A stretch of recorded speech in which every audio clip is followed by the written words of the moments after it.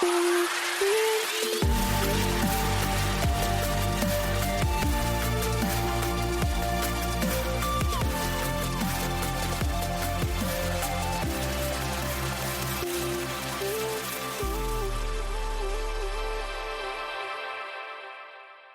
kids, and welcome again to... Mom, watch this! Today, we're talking about hot dogs. And Ask I need me to get about drunk. my wiener. I need to get drunk. The worst There's a fucking whole day. twisted tea in the fridge. I know I should have got it before we started recording. So, okay. Today, what did hot dogs bring us? Ghostbusters and Accepted. Yes. And a slimy Bill Murray and a Sigourney Weaver that was giving you all sorts of feels you didn't know what to do with. Man, I was like, yo, Sigourney, calm down.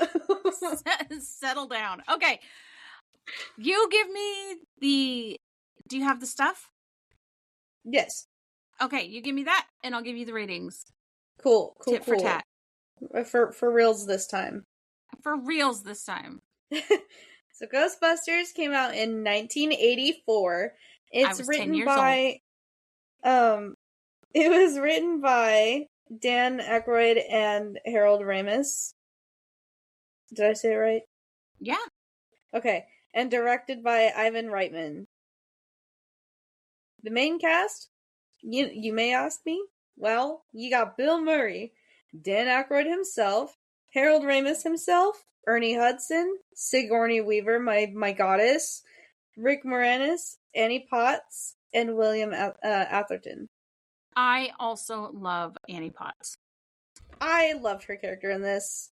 I loved how her character... You'll love her in everything you see her in. She's really cute and funny. Her character in this just seems so fucking done with everything. And I will say, like, another thing is that how Egon was with her. I love that. He was so sweet. What the heck? She had so much Bill sass, Murray is so slimy. What the fuck? I love Bill Murray, but this movie probably made me not like him for a while. Like, I'm gonna need a break from Bill Murray for a minute. Yeah, unless we watch like Groundhog Day or something, and I don't know, he's kind of slimy in that too, but he gets his comeuppance. You know what I mean? No, I want to see, if I'm gonna watch him in anything, it's gonna be Garfield. What about Zombieland? Okay. Or wait, was it the second one that he was in? No, he was in the first one. No, it was in the first one. Because remember, in the second one, Nevada gets pissed about the fact that somebody killed Bill Murray. Oh, that's right. And they were like, oh, that's totally so sad. Oh, ratings. I said tit for tat, right? Okay, so yes. IMDb, I am pissed at these ratings, like beyond pissed, because there's so much better movies that got shit ass ratings. One of them is we're talking about today.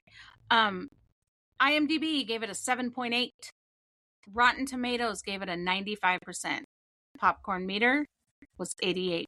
I understand this is a cultural, I don't know. Common Sense Media, 4 out of 5. Roger Ebert, 3.5 out of 4. Settle the fuck down, people. I give it a 6.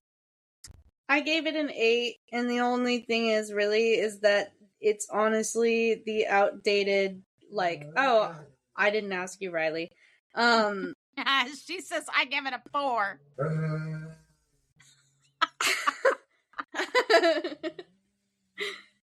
What are you moaning and groaning about over there?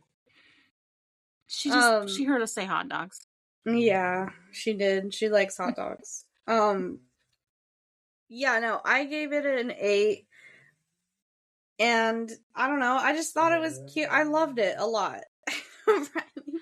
I thought that you would, because you do like kind of that corny stuff, and that's fine. That's and you also like the 80s. But I do want to start this one. What the hell is she doing? What is your problem? Damn. Hey. Be nice. I think she's mad because Nanook got up. Sorry. I think she's mad because Nanook got up and laid next to me. Oh, and she wanted to lay by She him. wanted to lay by me. Oh, so she's trying to get him to move out of the space. Yeah, but she's like whining at me about it. Tell her to lay in the bed. So the way that you said that Dan Aykroyd was one of the writers here, so he actually was also like the creator of this. Is where this came from, his brain, and he came up with the idea for this film because his great grandpa was a psychic investigator, and then his dad, which is a pretty freaking sick job, right? And his dad, well, Sean Scary. Spencer, y'all, and okay, Mom. Except for he wasn't really psychic, but I love him. That's my favorite show. But his what now? Oh, his dad kept a big library of like a bunch of spiritual books, but including the like written down recordings of his grandfather's seances. Isn't that cool? That's crazy and a little spooky. Yep. Seances, I'm sorry, I can't fuck with it. I know. You can have fun with that, but if I go to a house and they're like, let's do a seance, Mom, pick me the fuck up right now. Yeah, I don't want to do that shit. No. And before we get into the like notes and talking about the movie, I want to say during the premiere and before like the actual movie came out, there was an actual Ghostbusters hotline that they were using. It was funny. like an 800 number, and it had a pre-recorded message by Bill Murray and Dan Aykroyd, and they said they couldn't come to the phone because they were out busting ghosts. That's so cute. Isn't that cute? All right, but I guess I tried to call it, and it's not a thing anymore. No, I know they should have left it. All right, what was your first note? Because I know you took some notes. I did not. My first note was actually I did, but not many. The opening scene with the library, talking about how I bet that library smells so fucking good. Yeah, that was my first note too, because it's about you saying that. It has the quotes. Remember when libraries smelled like that? And then my second note was, is that Happy Gilmore's grandma? I'm going to tell you folks, no, it is not. Damn. I looked. No, it's not her. But it looks like her, right? Like a younger version of her? I don't know. What? I don't remember. You don't remember Grandma? No. I haven't seen the first Happy Gilmore in so goddamn long. I love that movie so much. We were supposed to watch it with Happy Gilmore too when we did that. But I think we had someone at the house again. When we we did. Yeah, when we watched the second Happy Gilmore. That does make it, by the way, guys, we don't mind because we do love our friends and stuff. But once in a while when we have friends over, when we're supposed to be doing our watching the movies or recording or whatever, it does kind of fuck with us and our in our rhythm and our timing and stuff. Like today, we watched Ghostbusters today, the day we're recording. Don't tell anyone. And usually, and we're recording on Wednesday, which we do try to record on Monday or Tuesday, which doesn't usually work out that well. But yeah. So anyway, because we had somebody over and which we love and we have no problem with it, but it does kind of fuck us up when it comes to it messes up the rhythm. It messes up the rhythm. We get it back pretty fast though, so it's okay. We do, other than the fact that I fucking didn't hit record again, which I thought I did. I think it's my computer. Hey guys, so we have this account on Throne. It's a wish list site. And we are how close to getting your new computer? $192 away. And it is an expensive laptop. And I just spent almost $5,000 on my fucking truck fixing it. So yes. Yeah, that's going to be if you're listening and you want to chip in, feel free. It is not required, but no, it is appreciated. Jesus Christ. Anyway, it's fine. I'm going to work on sound checking. Anyway, so what was some more notes? I only took 6 notes, but I do have a ton of trivia. Because honestly, the majority of my notes would have said the same fucking thing, and it would have been how cringe shit was. Literally, that's all. That was one of my. The 80s were so fucking cringe on every fucking level. Was my one note. So yeah, I want to say, the drawers opening that slow in the library. Just, I don't think like at the time I wouldn't have freaked out. I would have just been like, "What?" I would have, because those drawers are heavy. Like, not heavy, but they're like stuck in there. Not, I don't know how to describe it. They're not on like rolly tracks. Like, yeah. They're not. I mean, their tracks are way different than they are now, where it's like my desk drawer will do that if the papers or if the folders are a little bit close to the front and they're a little heavier or whatever. They'll do that, and it doesn't. I'm like, okay, whatever. It's just because the papers. But the way that those drawers are, their tracks are different, but also they're so full of shit that there's no way for that to only be kind of up in the front to be creating that roll. So that shit's got to happen by a pretty strong little ghosty. Yeah, no, thank you. Now, I definitely would have tried to ask somebody, "Hey, man, the fuck, what's going on here? Is there somebody on the other side pushing that shit out?" Which is probably what was going on. Yeah. I love Venkman's first question about the ghost. With that librarian, actually, was, "Are you habitually using substances or alcohol?" My God. And then he asked if she was currently menstruating. Like, okay, what? And First also, of all, why do we need to know? And his friend's immediate reaction was like, "Yeah, why do you need to know that?" And his immediate response was like, "I'm a scientist." Ew, bro. So yeah. But then also I'm like, oh, she's like old as dirt. But then I'm thinking, well, she's probably only 50. Back in 80s 50, like that. 80s 50 is way different than today's 50. I'm just gonna lay that out there. I mean, yeah, but still, you don't just ask somebody that. No. But I think what made it funny was that she was old. I did make it funny to me, but it made it probably people who were watching this, I don't know, that found it funny. Hey, we have to apologize for our chairs again. We're creaky. Boston makes me feel good. That sounds dirty. Oh. I said Bill Murray's character is gross. Yes, Bill Murray's character pissed me off literally the entire fucking movie. He had a couple of lines that did make me laugh, but please don't bite me. And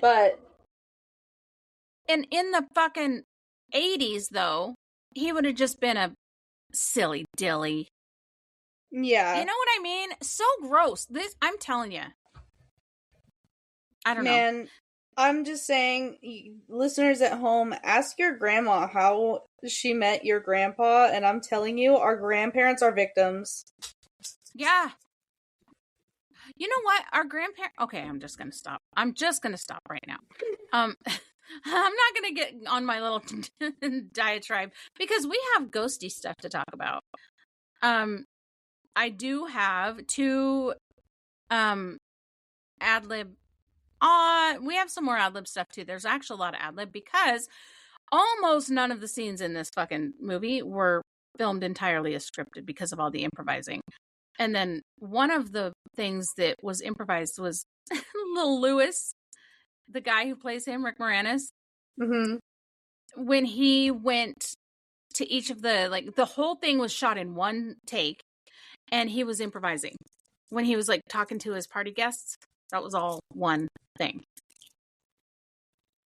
And what are you opening right now? Me? Mm-hmm. I'm not opening anything. I'm playing with my bracelets. I'll stop playing with my bracelets. I'm fidgeting. My bad. It sounded like you were opening a candy wrapper. No, I'm playing with my follow bracelets. Can you hear that? Yes, very much. What the fuck? That's crazy. I can't even hear it. I was just fucking with... Okay, anyway, go ahead.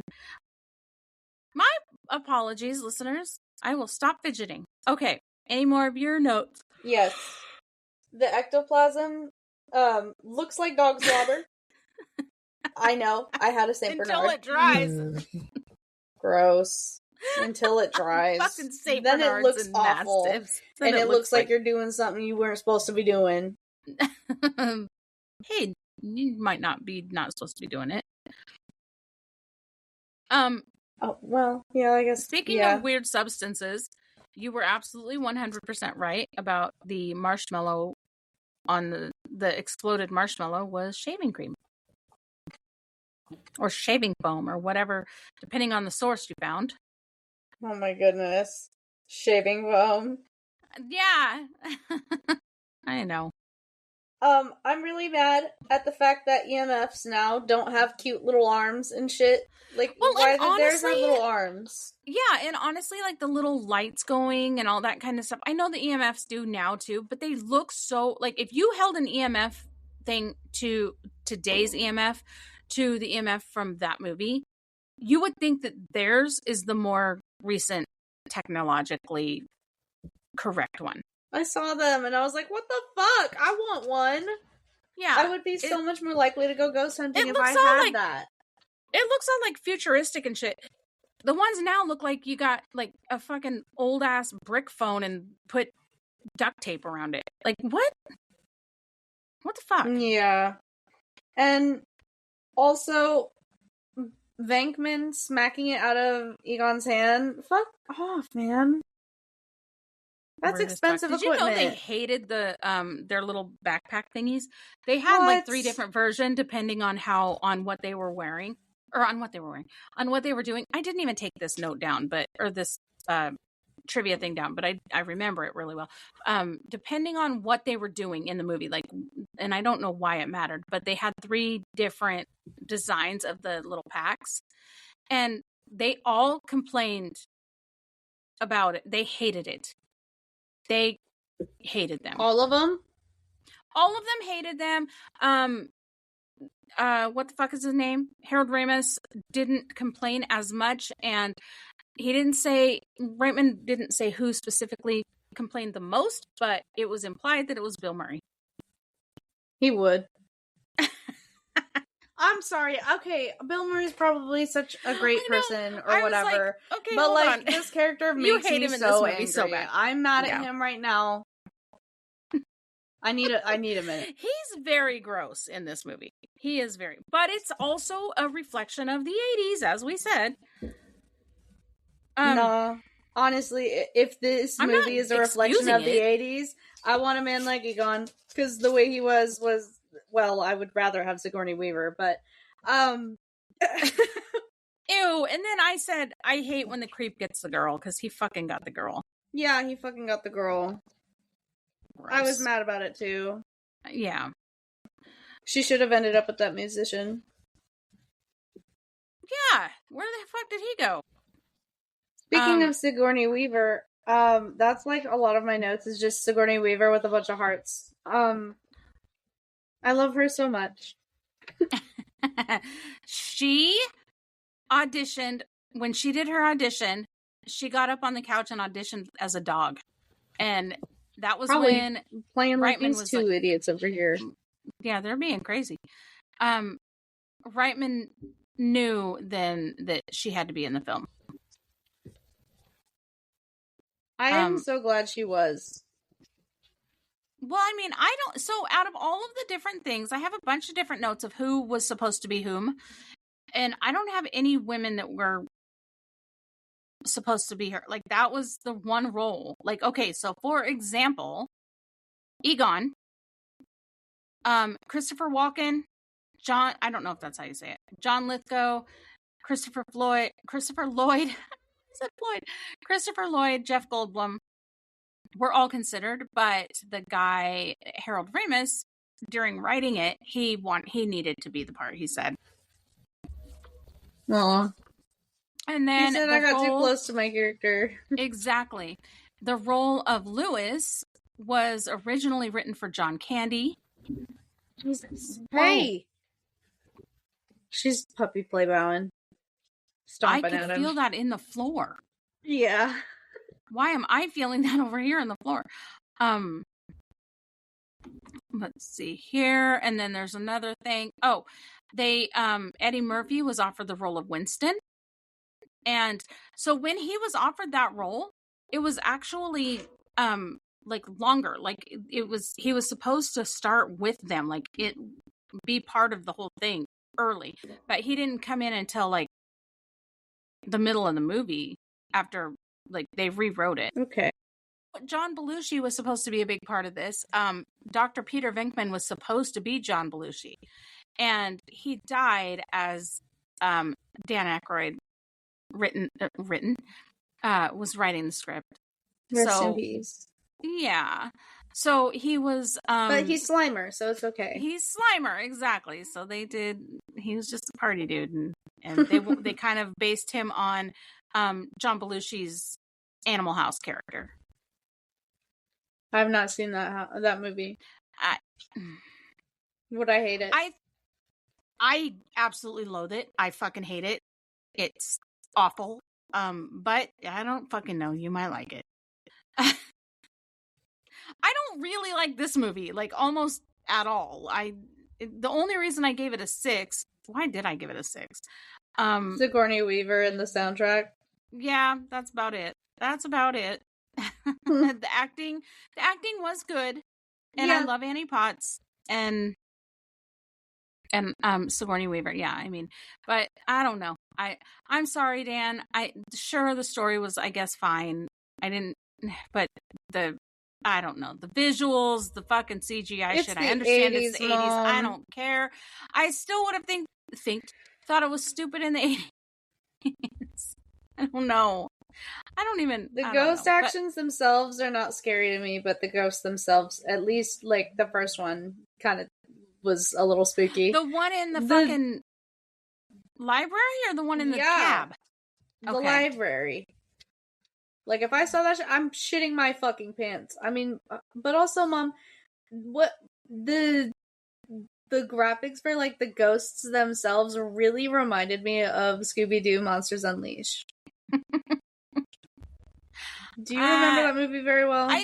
Yeah, I do. But I understand they were trying to make them kind of silly for the kids and all that kind of stuff. And I do get that. Okay, but here's where it kind of where the disconnect comes in for me. They're trying to make that part silly for the kids. This was a pretty sexual movie. It was pretty. I'm sorry, but hearing Sigourney Weaver say, quote unquote, "I want you inside me." Oh no. And I know that sets him up for the funny joke that he said that was pretty funny, that it sounded like there were more than a couple. It sounds like there's already 2 of them inside you, at least. but there were some dirty and she's pretty, like when you said settle down, Sigourney, you're making me feel some things. She was, I mean, that was, she was flaunting herself. I 100%, I don't know. It's like, okay, is it for kids or not? Because this is definitely not for fucking kids. This part. Michael Keaton also turned down a role for Venkman. Peter Venkman. I almost would have preferred that because Beetlejuice is kind of already... kind of trash, yeah. Yeah. I know. Like it would be no different. Yeah, he would, and maybe that's why he turned down the role. I don't know when Beetlejuice came out, though, actually. He's probably like, hey, man, I don't want to put out too many movies of me being kind of slimy. What is going on in the background there? Nina choking on hair. Oh, my God. Never mind, it's Riley.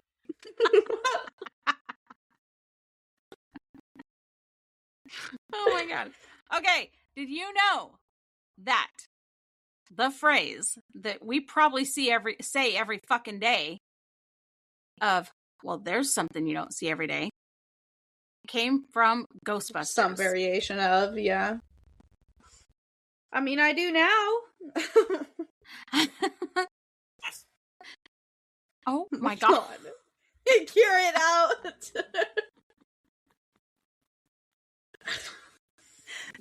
Watch a fucking ghost pop out of his freaking throat. It's Riley. Oh, yeah, that wouldn't surprise me either. She's calm now. Sigourney Weaver, when she was floating, did I already tell that story? Since we started recording, don't think so. No.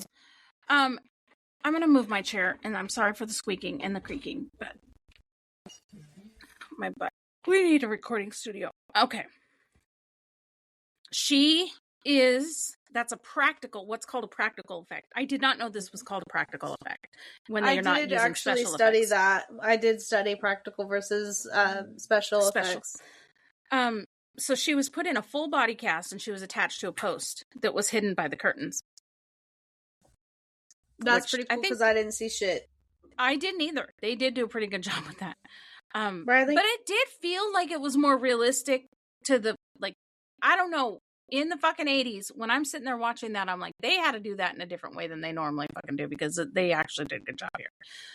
Yeah. Hellraiser, I'm sorry to those of you who like Hellraiser. I fucking hate that movie, and I even tried to watch the second one thinking maybe it would get better because it was the second one, but no. That shit was so terrible. Speaking of dogs, did you know that the terror dogs that come to life were actually statue designs that on an old church in Philadelphia? Interesting. I bet people in Philly are probably shitting their pants in the 80s. They're probably like, yeah. Do you have any more? No, I have a ton of more of these fucking things. Did you see that? Do you have any more notes? Did you see that? I do. Because in the beginning I had a note about how Venkman, I called Venkman a clown because it was Bill Murray. What? What were you just saying? What are you talking about? About seeing a plane or something? No. What the fuck were you just talking about before you started? I said. Before you started your notes. Did you see that? Something? Did you see that? Oh, did you see it move? Oh my fucking god! Thank you. Are you serious? I was like, "Am I fucking hearing things?" Okay, go ahead. What the fuck? You scared me. Like when you made me think we were dead.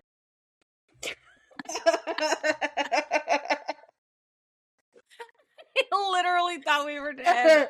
I thought so too, and I honestly went through like the 5 stages of grief within like 2 seconds. I was like, well, this is how I live.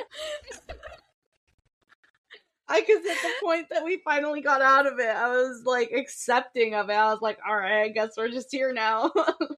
At least I'm with you. I seriously was the same way. Oh my god, that was so... You had me convinced we were fucking dead. I swear to god, I thought we were dead.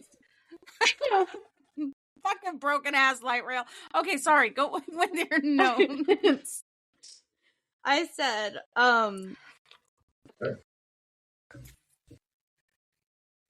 Riley? I'm thinking we were dead. Okay. I said that, I don't like Venkman anymore. I didn't like him from the beginning. I thought I did, and then you pointed out the icky, and then it just got worse. Well, I didn't mean to like make you think something was... Maybe I'm just like overly sensitive, but he was being very manipulative just to fucking get with that girl. Riley, please, I'm begging you. Shut the hell up. Thank you. When they went to bust Slimer at the freaking hotel, and they missed him and hit that cart that poor lady was pushing through the hallway, and they didn't even offer to help this poor lady. Not only did they not offer to help him, they could have killed her. Yeah. Settle the fuck down. Yeah, unfucking necessary. And then, like, the same thing. I was talking about how gorgeous that chandelier in the lobby was, and not a single breath went by before they broke that shit. I was so upset. It's so funny to me that you love those crystal chandeliers so much. They're so tacky to me. I would never own one. I think they're so pretty. Yeah, good luck cleaning that shit. Yeah, exactly. That's why I'm not fucking I will not have that. Not me. I also I adore the Ghostbusters theme song. Honestly, this whole soundtrack was pretty sick. Okay, the soundtrack is part of what got it a 6, which is very strange for me because I don't it's like 80s music. You said that, honestly, when you said 6, I was shocked. I was like, I thought you were going to give this shit a 3 with the way your face didn't change. Through the whole fucking movie, your face did not change. It was from the cringe. I know. No, I there know. was such... I would look over to my mom and either it was like that like cringed kind of like chuckle, or it was like I look over and her nose is just ever so slightly scrunched. Ever so slightly. I can't. I don't know. I understand it's partially a kid's movie, and I understand it came out in the 80s, so your effects aren't going to be there, and I need to not be so critical, but I don't know, man. I'm so scared to kind of watch it, the new one today, like, you know what I mean? Because I'm just like, how are they gonna... Melissa McCarthy, it's gonna be just as bad. I love her. I fucking love her. But sometimes she's over that top. You know how I kind of like the skating over the edge, or skating on the edge. Yeah, I don't know, man. I don't know. But I'm gonna tell you a few things about the fucking Ghostbusters theme because you brought it up. So this I did not go over when we were recording because it was lost in my notes somewhere. But the the people, like the chorus or whatever, shouting Ghostbusters during that song. Yes. It was the singer's girlfriend and all of her friends because that's all he could find. That's quick so enough. cute. Because he only had like 4 days to come up with this. Yeah. So there was that. And then in the video, there's a ton of people in the video that were not in the movie. So I think it might have just been Days in New York. Here's some fucking famous people. And it includes the likes of Danny DeVito, Chevy Chase, Terry Garr, Irene Cara, I think is how you say it. Maybe Cara. John Candy, Carly Simon, George Wendt, Jeffrey Tambor, Peter Falk, and Al Franken are all in that fucking... big names. Yeah. They also... Huey Lewis and the News sued, or their producers or whatever, sued Ghostbusters or approached... I don't know. They sued... Let me see here for a minute. The song's publishers sued the movie for plagiarism. It was settled out of court. Or probably Ray Parker. They probably sued Ray Parker. I'm reading this weird. They settled out of court because the I Want a New Drug apparently sounds a little bit too similar to the Who You Gonna Call and I Ain't Afraid of No Ghosts sort of. I don't know. Apparently.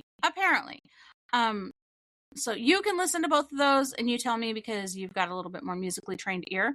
And then another little note I have, let me see if I have, give me a second. Do you think that it would sound, that the song would sound as good with Ghost Smashers? No. Same. But that was going to be the original title for the film. I'm so glad it's not. Me too. And also, every single fucking time I read Ghost Smashers, all I could fucking sing was Ghost Facers. So stupid. Fucking supernatural. Okay. This was released on the same day as Gremlins, which is just as cheesy. Maybe that's why I don't ever watch it. I love them. You love the 80s cheese. I know. You love the 80s cheese. That's not necessarily true, though, because while I love, The Princess Bride, obviously, and Labyrinth, and Neverending Story, Ghostbusters, like, those are 80s cheese as fuck. Loose but too. Gremlins, I did love Footloose. I like Footloose a lot. Homie just wanted to dance. God damn it. I get it. No. Anyway. Also, I do want to say another note that I had for the entire movie is that I loved Lewis so much because he was so harmless. He just wanted friends. That's Even like, when he was a bad guy, he was still harmless. he was like still he just still like was kind of dorky and he's such a ditz. I loved it. I love when they make the guy a ditz. It's so, I don't know. I wanted to give him a hug. And then I knew when his and Sigourney Weaver's characters were possessed, I just knew that if Lewis had woken up at some point during that he'd be so thing, mortified. he would have been so mortified. He would have been like, "I'm so sorry, Miss Dana. I'm so sorry. I didn't mean to. Like, I really wasn't I know, trying because to how hear." cute was that he invited her into the party? That he told her she could bring a date into the party. He was like, "You had a date tonight? Well, that's okay. You can just invite him. You can bring him." So cute. That was pretty cute. And it's not like he was hurting for guests. Like, no, he he just had plenty of wanted her people there. That was so cute. Ugh, I love his character. He was so nice. What was I gonna say? Oh, there's some so like some really real ghosty things. The name Gozer came from a haunting in England, an actual haunting in England, because it was found through the Enfield poltergeist house, and it was written on walls and stuff. Fuck that. Fuck that. But Signing out. This is what that made me feel like, though, because remember when Tone and I went into the haunted bunker and we were like spray painting weird shit all over the walls and stuff? Yeah. Like, we were just being stupid. So how do we know that somebody wasn't just being stupid doing that in this house and scaring the shit out of people for no goddamn reason? Like, where did, like, you know what I mean? Mm-hmm. Like, maybe that's just a made-up bullshit name they just wanted to... Anyway, so there's that. And then the jail scene that they filmed was in a prison that has been reported to be haunted like crazy. And the dailies, which I think are like their little script or like their lines for the days or whatever, you know what I mean, had scratches all over with no physical like they couldn't figure out where they came from. And then so Reitman was a little bit nervous. He was like, I don't want to go back there. But they were able to find enough footage not to have to go back there. So everybody was pretty relieved about that. Good.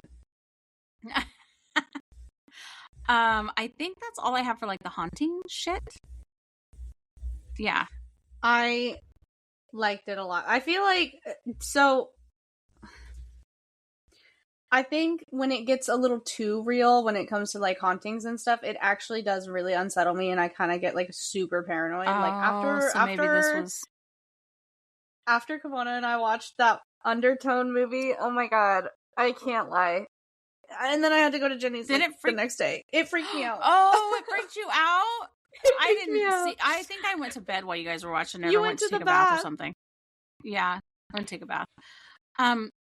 Yeah, so I got really, really spooky after you left. I'm sorry. I didn't know that. I didn't know. I'm sorry. Do you have any more notes? Not on Ghostbusters. Okay.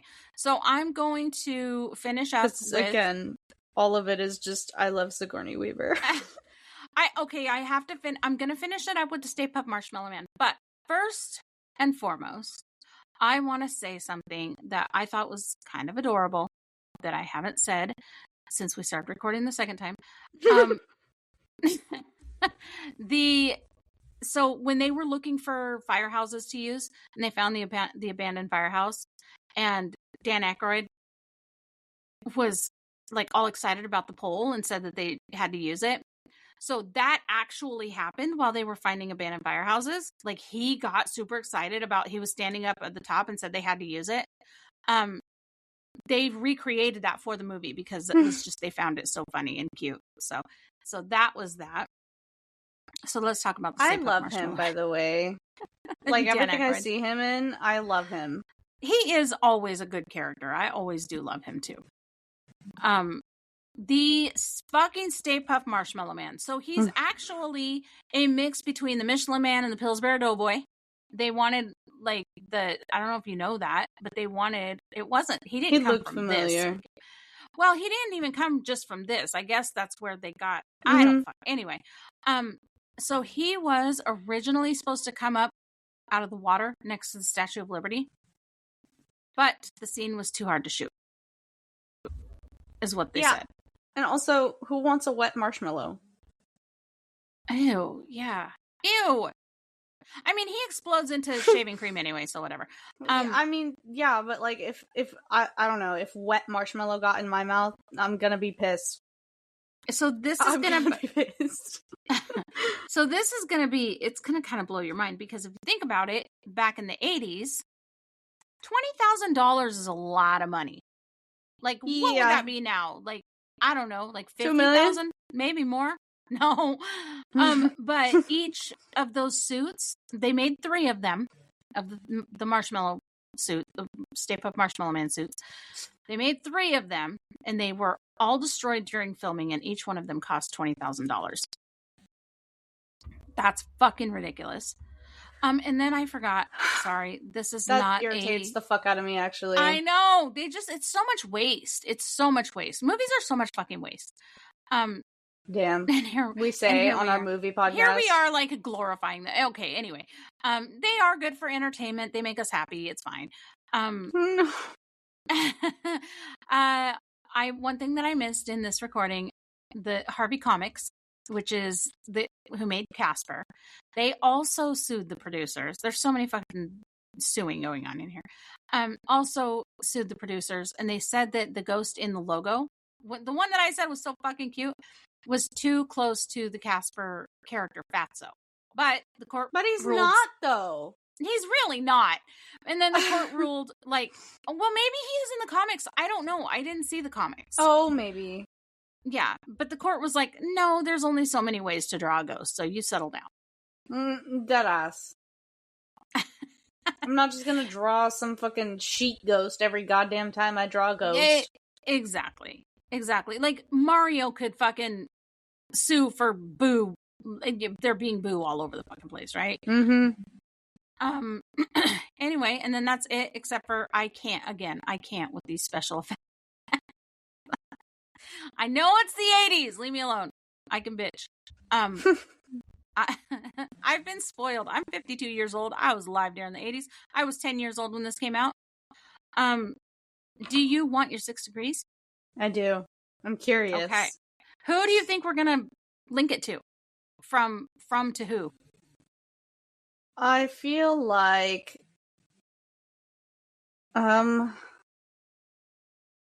what's his name again? Ramus? Nope. No. Sandy Potts, huh? Nope. Then I don't know.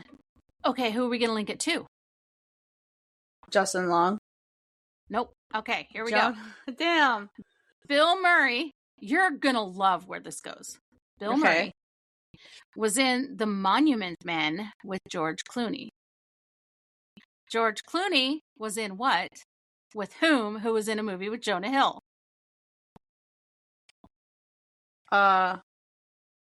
George Clooney was in Ocean's 11 with somebody. Somebody was in a movie with Jonah Hill. I'm going to let you bring this around because you're going to figure it out. Okay. Who was all in Ocean's 11 and who would have been in a movie with Jonah Hill? Brad Pitt or Matt Damon? Yep. Question mark? Brad Pitt. Okay, Brad Pitt in a movie with Jonah Hill? I don't know. Was he? Didn't we watch it during baseball season? Or during the beginning of baseball season? Oh my god, I forgot Jonah Hill was in that fucking movie. Holy shit. Moneyball. Yeah, I knew you could bring it around. I thought you could bring it around. Yep, I knew. If I could totally just sat there forgot. and a little bit. Yep. I totally forgot he was in that movie. So, tell us about Accepted. So, Accepted was actually written by Mark Perez, but the screenplay for it was written by with Mark Perez by Adam Cooper and Bill Collage. And then it was directed by Steve Pink, which that was his directorial debut. Nice. Okay. So, the main cast, Justin Long, Jonah Hill, Blake Lively, Adam Hirschman, Columbus Short, Maria Thayer. I believe so. That was Rory. Which is so funny because it's the same last name. Lewis Black, Travis Van Winkle, and Mark Derwin were the main listed. Okay. The ratings. Oh, it came out in 2006. Big shock as one of my favorite movies, right? Yeah. Man, those were some good years. 2005 and 2006, man. Okay, the ratings pissed me the fuck off. IMDb gave it a 6.5. Rotten Tomatoes gave it a 38%. Popcorn meter was 72, getting a little closer. Common Sense Media, 4 out of 5. Not bad. I didn't have one for Roger Ebert. I looked, could not find one. Jess gives it a fucking 10 because I love it. I give it a 10.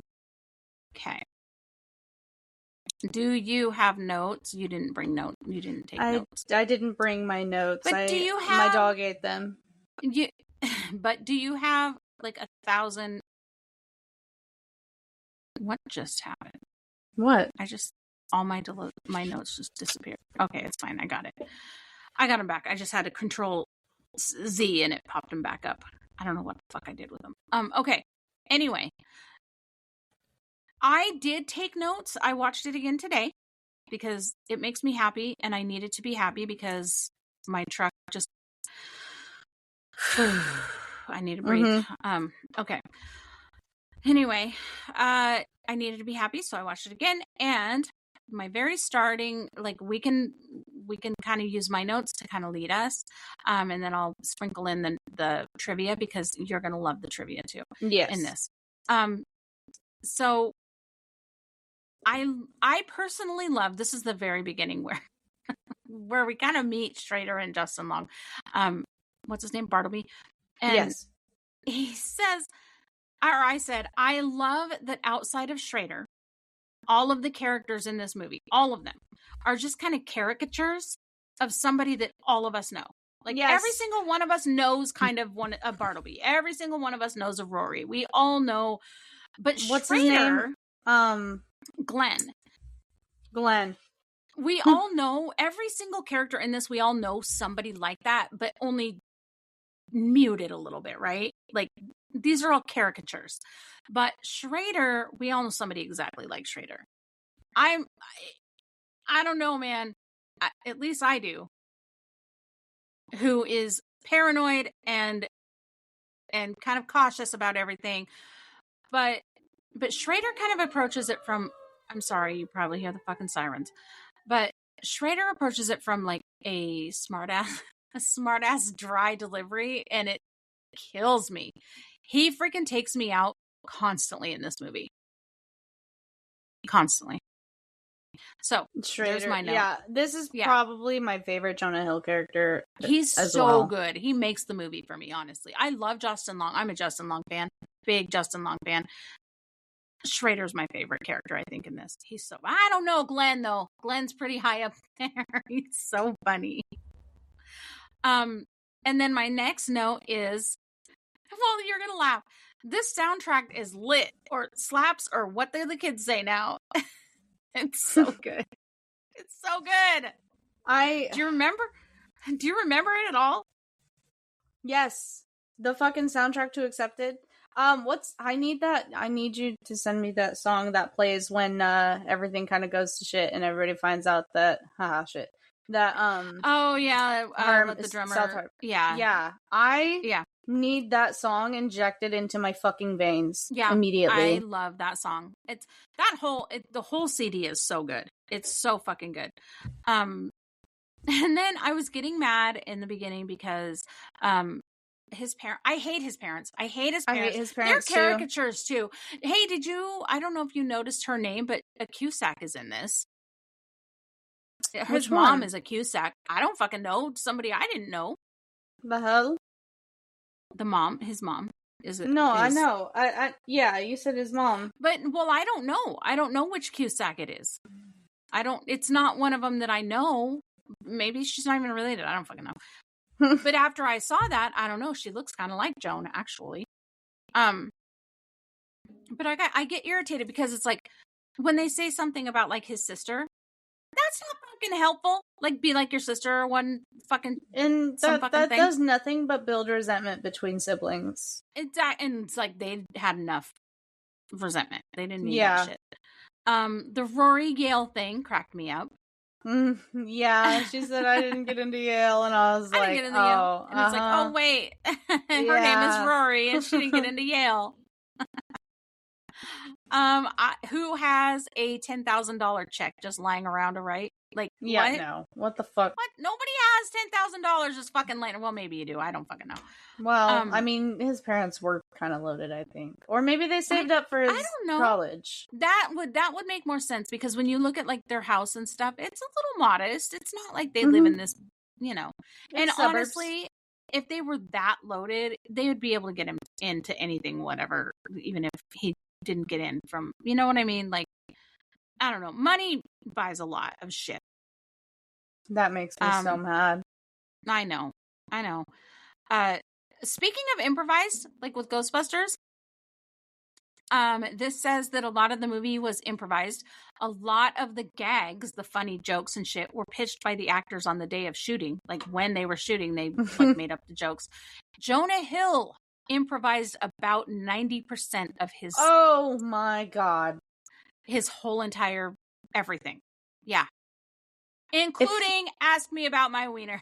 Like 90% of his part was him. Just him. I love that so much. That makes me wonder if I just love Jonah Hill. Maybe. Yeah. Yep. Maybe. I'm too scared to look into actors anymore, man. I know. I mean, Hollywood is just a fucking shithole. As part of, you will love this, when they did, I still have more notes, but I have to tell a That's couple fine. of, That's totally fine. Things. So as part of the promotion, the Comic-Con in San Diego, is that like a big Comic-Con? Is that like the fucking Comic-Con? I think that's, besides, I think it's pretty tied with Emerald City. Okay. So they threw a huge welcome party open to the public with barbecue, beer, skateboarding demos. Oh my God. A wall where people could write the subjects they want to study. And that's so cute. A bunch of the cast members, including Justin Long, were just mixed in with the crowd. That you couldn't even pick them out. Yeah. Yeah. The guy I need a time machine right the fuck now. The guy who played the uncle, Louis K. Black, that part was 100% written for him. Like for him. I love this movie. It's so funny. Oh, I said Will Ferrell earlier. He auditioned for the role of Uncle Ben, which if it was written for Louis K. Black, or Louis Black. What the fuck? Why do I say? I don't know. If it was written for him, I don't know why. But he also auditioned for Bartleby's dad, which I don't know. I kind of liked that it was a serious dickhead. Yeah. You know, I think if it would have been, I don't know. I hated his parents. Well, I know for a fact that Will Ferrell can be serious. I mean, I do too, because Stranger Than Fiction is one of my very favorite movies, but it's so good. You know how? Okay, I'm gonna go back to my notes because I took a fucking shit ton today.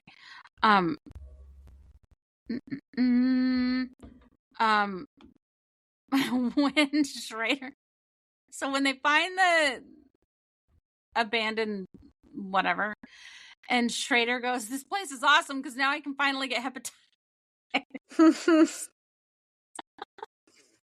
The scream that he makes, the scream that he does. Okay, I have a note about that.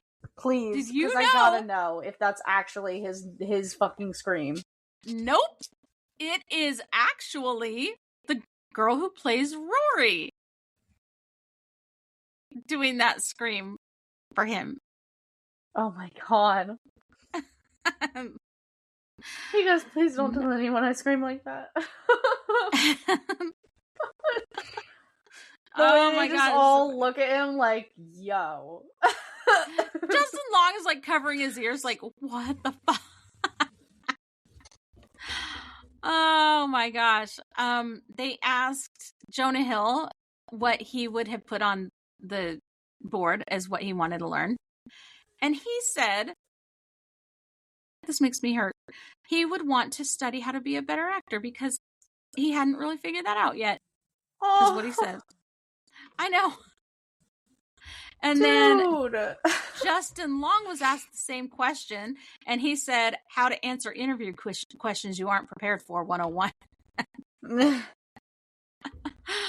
Oh, so funny. So funny. There's another. I really like this Justin Long character too, actually. I do too. Yeah. I don't like his him more in New serious Girl, roles. I've seen but... him in some more. Oh, I loved him in New Girl. I liked him in Waiting, but he's also in a horror movie, and I didn't. He's in a few horror movies, and I don't really like. Yeah, and I'm not a fan of his horror stuff.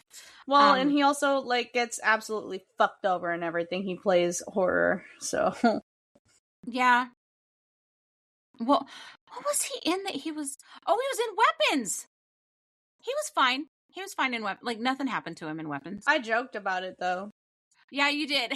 You were like, I had to think about that for a minute. I'm like, wait a minute. I know I saw him old in something recently, like old, like baggy eyeballs old. Mine. So apparently Justin Long and Jonah Hill, they knew each other, and before they even like growing up. Well, it just said they knew each other before this movie, but they really bonded on the set, and they even became roommates for a little while. Oh, yeah, that's so cute. And like so, Jonah Hill almost didn't get the part, despite being perfect for it. They were adamant. So this is what Justin Long said. They were adamant that he wasn't the guy, and one guy actually said that he's, quote, to John Belushi in Animal House, and Justin, end quote, and Justin was like, well, shouldn't that be something we aspire to? And so it turned out later they found out that the guy who said that hadn't even fucking seen Animal House. Bruh. So fuck them. Why are we saying things we don't know shit about? Exactly. I don't know. Well, we talk about shit that I don't know shit about anyway. I know. Yeah, I said Schrader kills me before because he's so paranoid, but he's so sarcastic and hilarious about it. So let's talk about this, because since you didn't have any notes and you didn't come prepared and you seem like you're bored of me talking, so let's talk.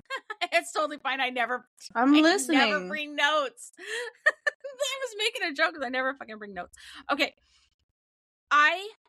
Let's talk about this. Two things. I totally want to be part of this friend group. I would love hanging out with these people. Besties. I would love it. I wouldn't. Even Glenn, I would just fucking laugh at him all the time. He would not bother me. I would think he was so funny. I would be hanging out with Rory all the time because I feel like she seems like a girl's girl. She does seem like a girl's girl. I don't know if she and I would clash or if we'd get along really well. Only because we're a little bit similar. Too similar? Yeah. Ooh. Yeah. In that case, we might clash too sometimes.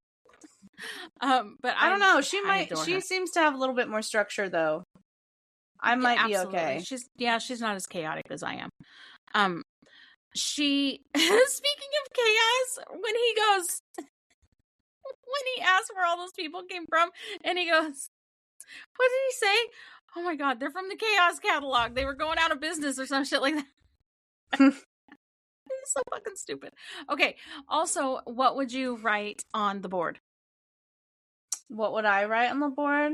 Mm-hmm. Okay, if we take marine biology out of the question. Well, because none of these were serious. It's got to be something silly. Mm-hmm. It's got to be something either silly or something like that you need that they don't teach or something like that.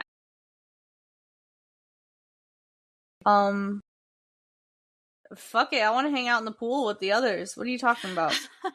What's that one? The anatomy. I don't know. It was on anatomy. there, and I don't remember what the fuck it said. What would I do? I don't even fucking know. Mine would be, what should I do? I want whoever's got the weed one. Who's got 420? Oh, there was one of those. It was like walking in the woods and smoking, or 420 in the woods or some shit. I don't remember what the fuck it was. That's where I would be. And it was probably that fucking guy that had the kegs and was crazy, like the rock star guy, the military. Probably. You remember in the Speedos? It was probably one of them, but I know that Yes. he was like the main guy that's like, yeah, rock and roll. Mine would be similar, I think, to Rory, where I want to learn to do nothing. That would be mine. Yeah, you would need that. Yeah. Yep. I want to learn how to do nothing. Because you don't know how. No, and I need to de-stress, and I don't think that not doing nothing and not being able to do nothing, I think that that's the problem. You know what I mean? Anyway.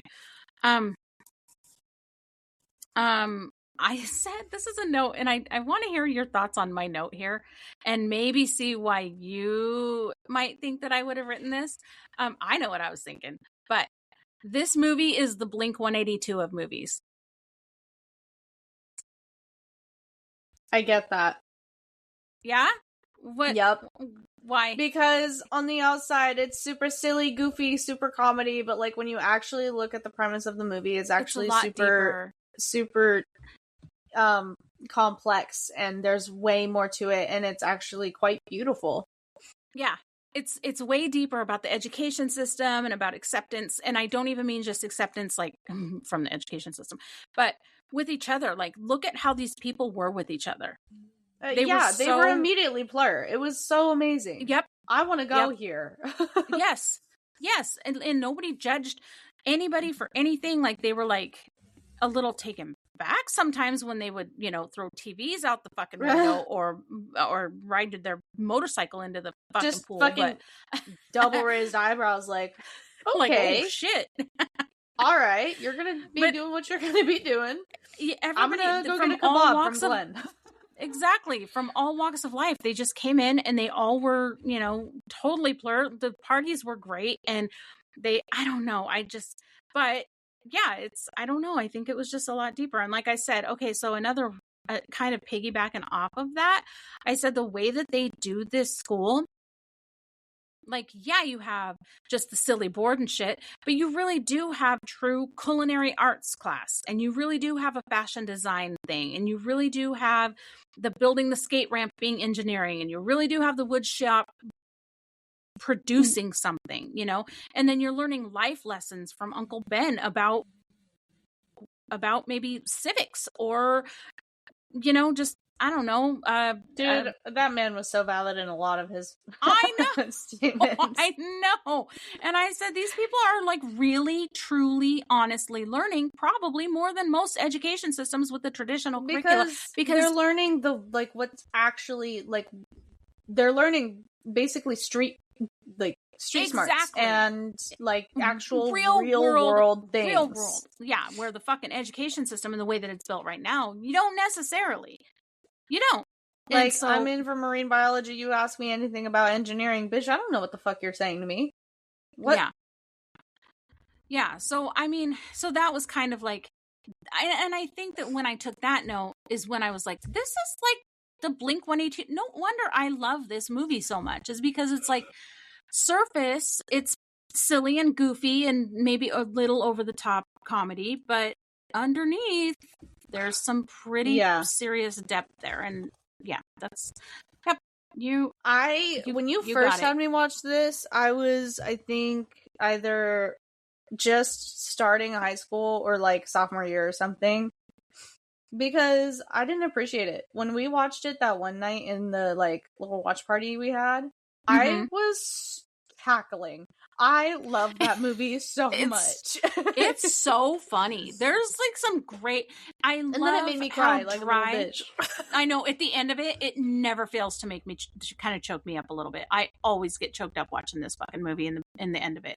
Mind you, this Ice Queen here doesn't fucking cry at any movie. I don't, but it's so emotional in a different way. It's like you're proud and you're happy for them and you want to belong. That's one thing that it really does to me, is it's like, I want to be part of this. And I think that's probably another big part of this movie, is it makes you feel like you're part of it. Yeah, I think, yes, you do feel part of this movie, but also you have raised me to be like these kids. Yes. I've tried anyway. Well, I'm glad.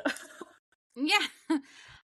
Another thing I loved about this is I loved how Schrader wanted, like, he was so paranoid. He wanted nothing to do with any of this shit, but he still sent the accreditation thing in, and he still made their website for them, and he was still in there fucking cleaning up and painting and doing all the things, and he was still, he was there like, for Bartleby. He was there, exactly. How fucking amazing is that, right? What a good friend. I loved it so much. And the way that Rory, another note I have, and I think I said this out loud when we were watching it the other day, when she had what was it, like, she taught English as a second language or something like that, and she had all of her students come and assimilate into the college experience for their grade or whatever. That's so fucking brilliant.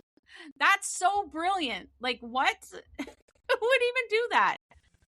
I don't know. It was really smart. Exactly. Glenn, when they had Glenn direct Uncle Ben in back with and he goes, you have like 12 more feet, and it was like 2 inches.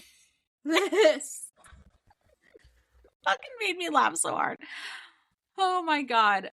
Where is hold on, where's the fruit? What did I do with it? Hold on. Fruit. Okay. The red, you can wait. The red fruits, you know, when Glenn is like, what are you? It is not a dragon fruit. It is a rambutan. And it's a tropical fuck is a rambutan? I don't know. Is it good? I don't. Why are you asking me? I don't know.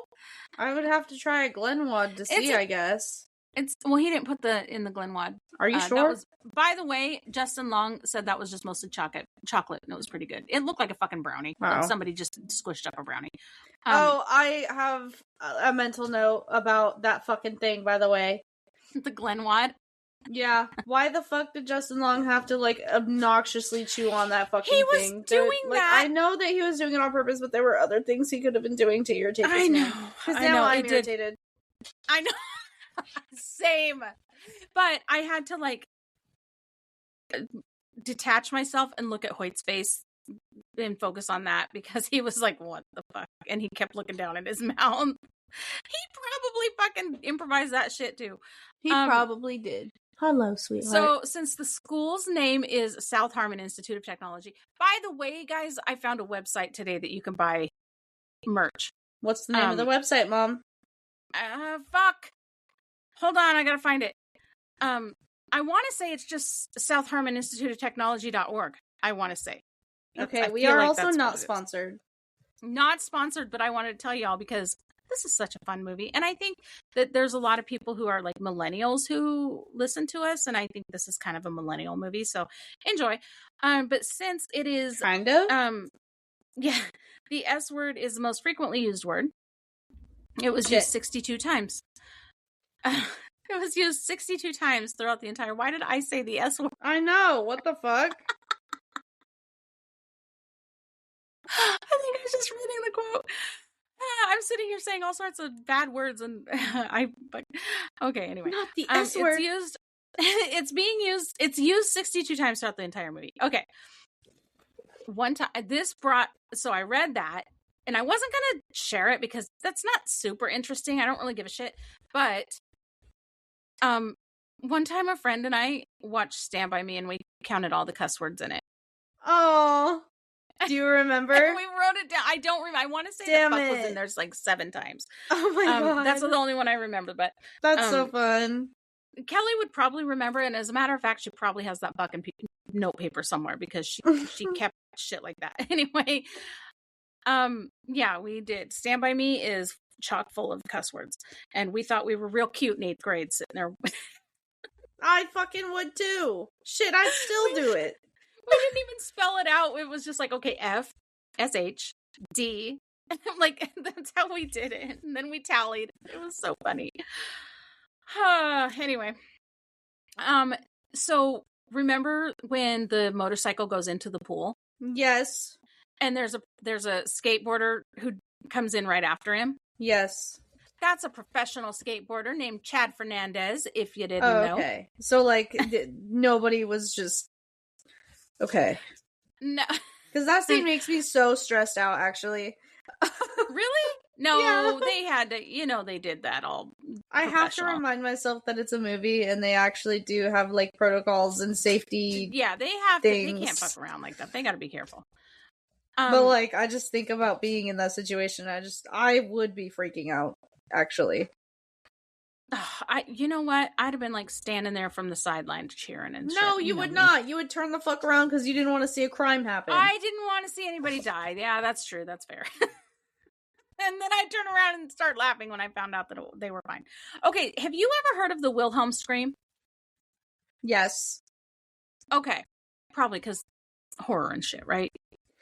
I'm pretty sure it's actually also a video game thing. It's in, so it didn't come from video games. So the Wilhelm scream is, quote, it's an iconic stock sound effect that has been, an iconic stock sound effect that has been used in many films, television programs, and other media, originating in the 1951 film Distant Drums, where the scream was allegedly voiced by actor Sheb Woolley. Okay. Wait. What? Never mind. Nope, sorry. I got actors mixed up again. Shailene Woodley. Yeah, it's because of the way that I just fucking said it. Yeah. Because then I was sitting there thinking Shailene Woodley was, oh my god, what's her name? From The Shining. Shelley Duvall. Oh, I mixed them up like in my head the way that you said it in like horror and it's totally fine. So anyway, it's an iconic stock sound effect that they've been using since 1951, basically, right? And it's in a ton of fucking movies. And I actually, after I saw this, I went back to see if it was in Ghostbusters. And no, it is not, but I do believe it's in Ghostbusters too. I'm not 100% certain, but it's in a ton of different movies. Okay. Anyway, it is in this movie. And it is heard from the person, quote, on the skateboard just after Bartleby samples one of Glenn's wads. So it's during that other, yeah. So that's in there. So the fake IDs, remember in the very beginning when he's doing the fake IDs? Yes. The name on them all is Jason Wilson. Huh. And that is one of the associate producers of the film. Oh. Yeah. So there's a little bit connection here. Justin Long and Blake Lively both were in movies with Ryan Reynolds separately. Justin Long worked with him in Waiting. I don't think I've had you watch that one yet. No. That one came out in 2005. And then Blake Lively was in The Green Lantern with him in 2011. God. And so there's a little connection there. Green Lantern flopped so hard. And then they were married, by the way, in 2012. Wait, who? The Green Lively. Okay. Ryan Reynolds. Yeah. I'm gonna kill both of them. We're almost done. Unless you're... No, it's okay. No, finally fucking laid down. One of my notes, too, is Glenn's kitchen is fucking fantastic. I don't even fucking cook, and I don't care about kitchens, but what they do with his kitchen is so nice. It's a fucking school kitchen. Well...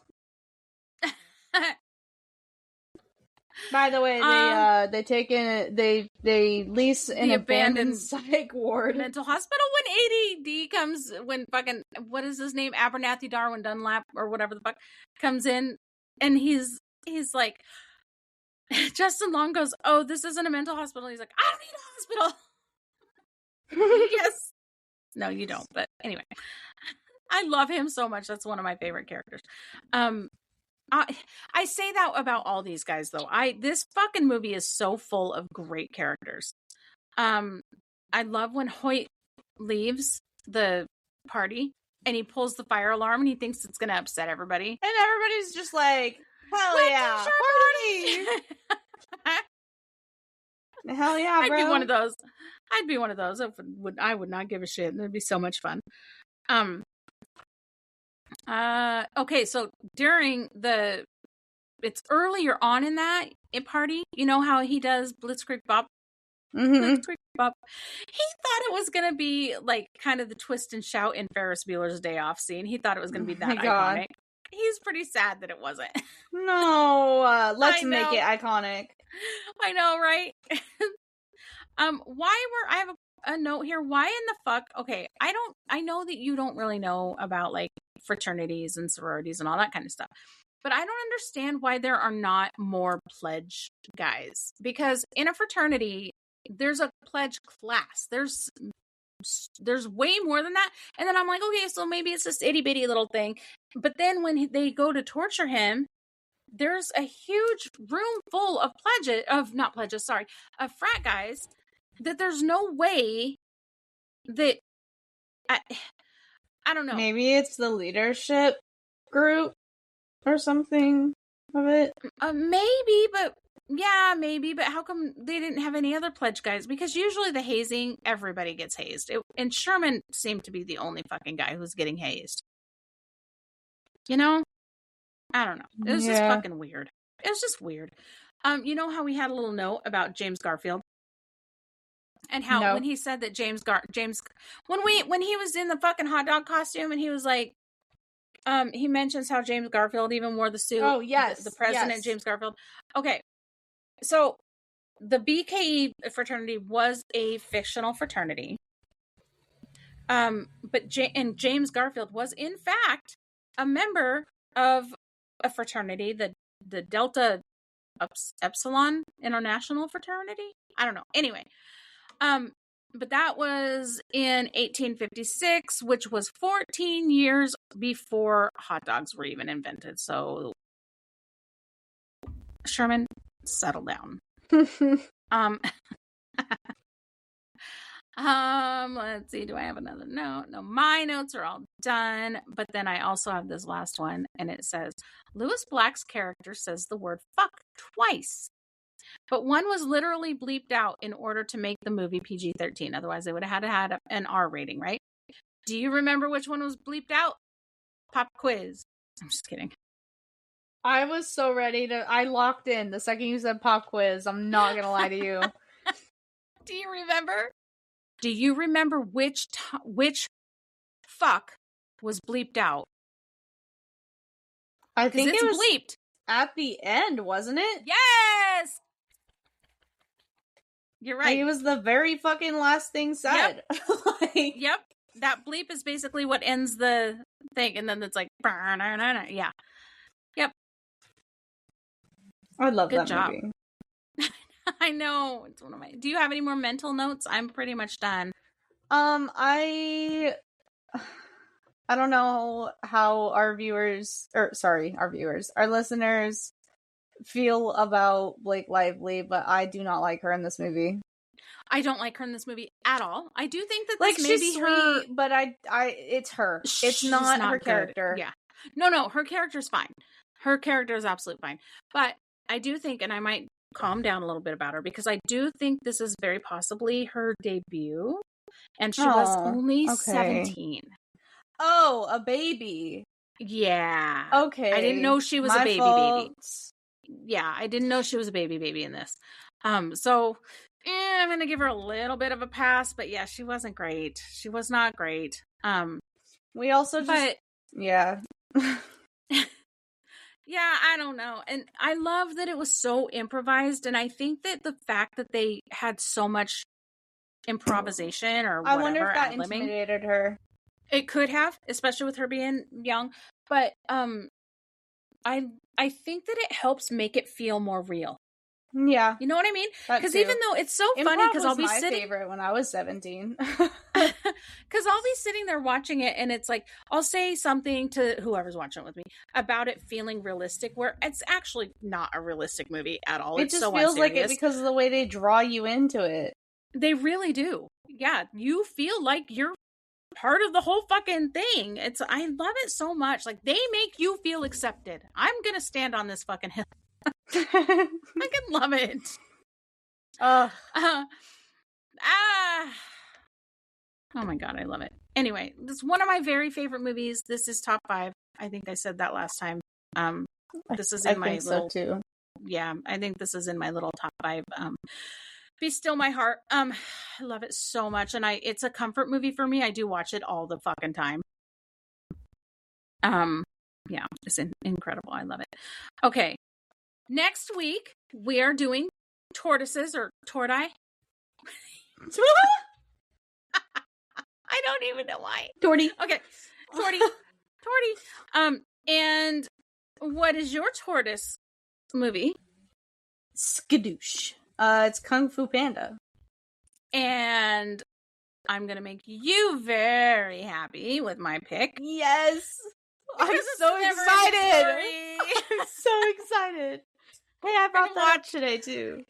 We bring that movie up all the time. We're going to watch Kung Fu Panda and the Never Ending Story and share it with you. I think this will be one of the only times that we actually do like real my generation and against her generation. Not against, yeah, but, we do that sometimes. Yeah, we're pretty bad about. Anyway, that was initially what this was supposed to be, but it's hard because I don't like a lot of the movies from my generation. Yeah, it's hard. Okay, so anyway, the Never Ending Story and Kung Fu Panda. Watch I'm them. I'm kidding. I'm so sorry. Mm-hmm. Watch them, or we may have a watch party. I don't fucking know. I have no idea. She's pet sitting this week, so that's going to make it a little harder to do. I'll likely do a make watch it easier party than a watch party. Yeah. I was going to say. Okay. Yeah, that might make it easier then. Okay. Well, we hope you enjoyed today, and if you haven't seen either one of these movies, at least go watch. Go watch either one of them. Accepted for me, Ghostbusters for her. I was gonna say at least go watch Accepted, but wow, do it for Sigourney Weaver. If not for anything else, if anybody here hasn't seen Ghostbusters, I hadn't before today because you're a baby. But I guess we do have a lot of younger 24. listeners. All right, listen. All right. There's no reason I shouldn't have seen it by now, but I think the only reason I hadn't seen it is because you hate it that bad. Yeah, I don't hate it. I just don't love it. It's fine. I probably, now that you've seen it and we've watched it for the podcast, I'll probably never watch it again, but absolutely, I will watch it again. I'll probably watch Accepted another time in the next week or so. I need comfort right now really bad. So, anyway. It'd be that way. Huh? I need comfort right now, she says, picks Never Ending Story. Yeah, what the fuck? God damn it. But we're going down the list of the scavenger hunt items, and it's a tortoise, and I don't know anything else as a fucking tortoise, so all right. Okay, well, thank you guys for listening so much. Thank you for bearing with us. I know that these are we're starting to get a little bit longer here. It's getting a little crazy. But I don't know. You can take us and watch us or listen to us in two-parter. So we won't get mad. Anyway, we'll see you next week. And happy birthday to somebody. I was waiting. Happy birthday to somebody. Bye, guys. Bye.